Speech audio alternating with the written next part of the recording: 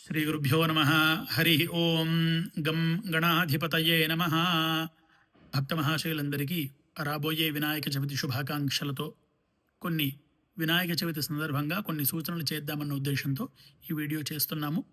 భక్తులందరూ కూడాను వినాయక చవితి ముందు రోజు లేదా అదే రోజు ఉదయం అయినా సరే స్నానాధికాలు ముగించుకొని శుద్ధి వస్త్రాలు కట్టుకొని బొట్టు పెట్టుకొని వీలైతే మట్టి గణపతిని తీసుకునేటువంటి ప్రయత్నం చేద్దాం. పర్యావరణ హితం కోసం మట్టి గణపతిని పూజా సంభారాదులను కూడాను తీసుకొని 21 పత్రాలు స్వామికి పూజ చేయడం కోసం వాటిని కూడాను సేకరించి ఇంట్లో చక్కగా కలశస్థాపన చేసి మహాగణాధిపతిని 16 రకాల ఉపచారాలు ధ్యానము, ఆవాహనము, ఆసనము, పాద్యము ఇలాంటి ఉపచారాల చేత స్వామిని పూజించి ఉండ్రాళ్ళు, కుడుములు మీ ఇంటి ఆచారం ప్రకారంగా పెట్టేటువంటి నివేదన ఏదైతే ఉందో వాటిని చక్కగా నివేదన చేసి స్వామి ముందు క్షమార్పణ వేడుకుంటూ, స్వామి ఎలాంటి విఘ్నాలు లేకుండా మా సర్వకార్యాల్ని అనుగ్రహించవయ్యా అని కోరుతూ 11 గుంజీళ్లు తీసి చంద్ర దర్శనం వల్ల కలిగేటువంటి ఇబ్బందులు కలగకుండా ఉండడం కోసం వినాయక వ్రత కథను శ్రవణం చేసి దాంతోపాటు శ్రీమంతకమణి ఉపాఖ్యానాన్ని కూడాను శ్రవణం చేసి అక్షతుల తల మీద వేసుకుని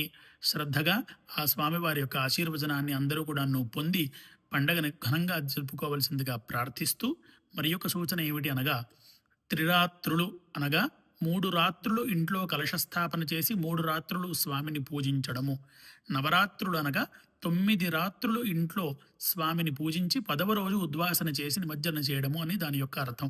కాబట్టి అందరూ అదే విధానం ప్రకారంగా పూజించుకొని, ముఖ్యంగా ఈసారి వినాయక నిమజ్జనానికి కించిత్ ఇబ్బందికరంగా భావిస్తున్నటువంటి విషయాన్ని కూడాను ఒకసారి సూచించుకొని ముగిద్దాము. 27వ తారీఖు వినాయక చవితి వస్తుంది. అనంత చతుర్దశి 6వ తారీఖు వస్తుంది. అనగా సరిగ్గా 11వ రోజు అనంత చతుర్దశి. కాబట్టి అనంత పద్మనాభ స్వామి వ్రతం చేసేటువంటి 6వ తారీఖు శనివారం రోజున అందరూ కూడాను వినాయక నిమజ్జనం చేసుకోవచ్చు. 7వ తారీఖు రాత్రి రాహుగ్రస్త చంద్రగ్రహణం వస్తుంది. కాబట్టి మనకు నిమజ్జనానికి ఎలాంటి ఇబ్బంది లేదు. చక్కగా 6వ తారీఖు రాత్రి నిమజ్జనాది కార్యక్రమాలు చేసి 7వ తారీఖు ఉదయం కల్లా నిమజ్జనాలు పరిపూర్ణమయ్యే విధంగా అందరూ కూడా చూసుకోవాలి. 7వ తారీఖు మధ్యాహ్నం 1 గంటకు గ్రహణ వేద ప్రారంభమవుతుంది.